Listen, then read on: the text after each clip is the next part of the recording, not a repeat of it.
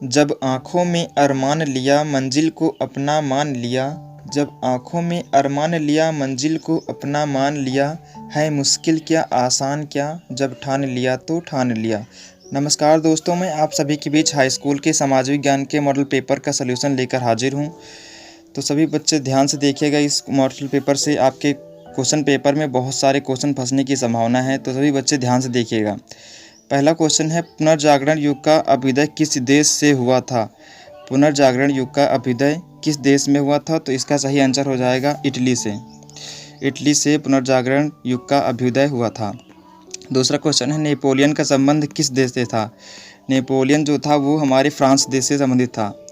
उसके बाद अगला है, गैरीबाल्डी ने किस देश की राष्ट्रीय एकता के लिए संघर्ष किया। गैरीबाल्डी जो एक था इटली से रहने वाला था, तो इटली से उसने संघर्षता शुरू की थी। अगला क्वेश्चन है, गांधी इरविन समझौता कब हुआ था। तो गांधी इरविन समझौता 5 मार्च 1931 को हुआ था, पहला ऑप्शन।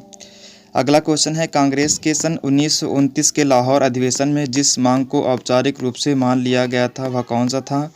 तो इसमें था पूर्ण स्वराज की मांग की गई थी। लाहौर अधिवेशन में पूर्ण स्वराज की मांग की गई थी। अगला क्वेश्चन है, हिंद स्वराज नामक पुस्तक के लेखक कौन है। तो हिंद स्वराज नामक पुस्तक के लेखक हैं महात्मा गांधी। महात्मा गांधी हिंद स्वराज नामक पुस्तक के लेखक हैं। अगला क्वेश्चन है, निम्नलिखित में से किन देशों के वर्ग को केंद्रीय शक्तियां या सेंट्रल पावर कहा जाता है। तो इसमें सही हो जाएगा जर्मनी, ऑस्ट्रिया, हंगरी और ऑटोमन टर्की को केंद्रीय शक्तियां या सेंट्रल पावर कहा जाता है, सी ऑप्शन। अगला क्वेश्चन है, निम्नलिखित में से कौन सी वैश्वीकरण की विशेषता नहीं है।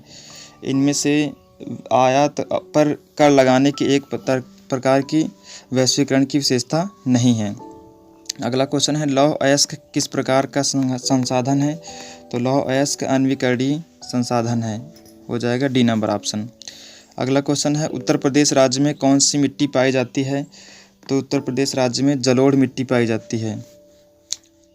उसके बाद अगला क्वेश्चन है, निम्नलिखित में से किस राज्य में काली मिट्टी पाई जाती है। तो इनमें से काली मिट्टी जो है गुजरात में पाई जाती है, बी नंबर ऑप्शन। अगला क्वेश्चन है, भूदान आंदोलन किसके द्वारा आरंभ किया था।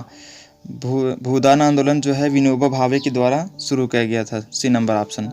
अगला क्वेश्चन है, सलाल बांध किस नदी पर स्थित है। सलाल बांध जो है हमारा चिनाब नदी के पर स्थित है, बी ऑप्शन। अगला क्वेश्चन है, उत्तराखंड राज्य में टिहरी बांध परियोजना किस नदी पर बनी है। उत्तराखंड जो राज्य में टिहरी बांध परियोजना है ये हमारी भागीरथी नदी पर बनी हुई है। अगला क्वेश्चन है, भारतीय संविधान में कितनी भाषाओं को अनुसूचित भाषाओं का दर्जा दिया गया है। तो हमारी जो 22 भाषाएं हैं 22 भाषाओं को अनुसूचित भाषाओं का दर्जा दिया गया है। अगला क्वेश्चन है, पंचायती राज की स्थापना कब हुई थी। भारत में पंचायती राज जो है 1992 ईस्वी में शुरू किया गया था। अगला क्वेश्चन है, निम्नलिखित में से किस राज्य में प्रति व्यक्ति आय सर्वाधिक है। इसमें जो हरियाणा हमारा राज्य है इसमें सर्वाधिक प्रति व्यक्ति आय है। अगला क्वेश्चन है, विकसित देशों में जीडीपी में सर्वाधिक योगदान किस क्षेत्र का होता है। इसमें जो तृतीयक क्षेत्र होता है, तृतीयक क्षेत्र में सर्वाधिक योगदान जीडीपी का होता है। अगला क्वेश्चन है, निम्नलिखित में से उत्पादन का साधन कौन सा है। इसमें पूंजी हो जाएगा, सर्वाधिक उत्पादन का साधन है। और लास्ट बहुकल्पी क्वेश्चन में ऑप्शन है, किस वर्ष महात्मा गांधी राष्ट्रीय ग्रामीण रोजगार गारंटी एक्ट को लागू किया गया था। तो राष्ट्रीय ग्रामीण रोजगार गारंटी जो हमारा है 2005 में लागू किया गया था। तो ये थे 20 बहुकल्पी क्वेश्चन। आप अपने लेवल को चेक कर सकते हैं कि आपके कितने क्वेश्चन यहाँ पर सही निकले। उसके बाद आते हैं खंडवा में वर्णात्मक प्रश्नों में। पहला क्वेश्चन है, केरल में अन्य राज्यों की तुलना में शिशु मृत्यु दर कम क्यों है।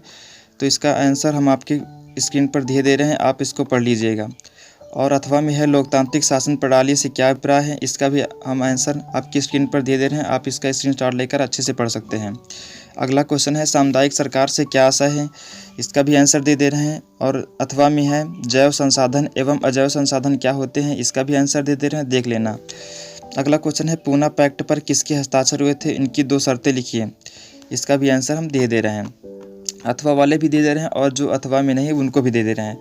यूटोपिया अथवा कल्पनादर्श क्या है, इसका भी आंसर दे दिया। चौथा नंबर है, गांधी जी ने अपनी पुस्तक हिंद स्वराज में असहयोग आंदोलन के पक्ष में क्या तर्क दिया था। तो ये भी आंसर आपके सामने दे दिया गया है। अथवा में है यूरोप महाद्वीप के शक्तिशाली कुलीन वर्ग की प्रमुख विशेषताएं को लिखिए।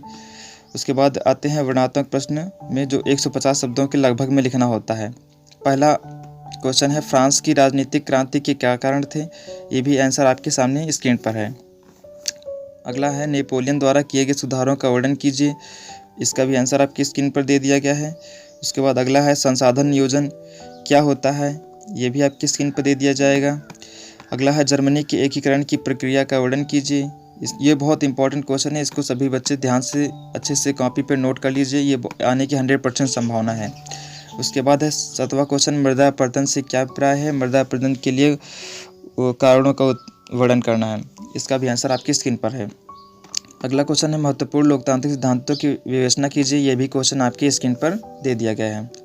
अगला क्वेश्चन है, औसत आय किस प्रकार ज्ञात की जाती है? मानव विकास सूचकांक के महत्व को स्पष्ट कीजिए। इसका आंसर आपकी स्क्रीन पर दे दिया गया है। अगला क्वेश्चन है, इटली के एकीकरण में मैजनी व काबूर और गैरीबाल्डी के योगदान का वर्णन कीजिए। ये भी आपकी स्क्रीन पर दे दिया गया है। उसके बाद आते हैं मानचित्र कार्य में।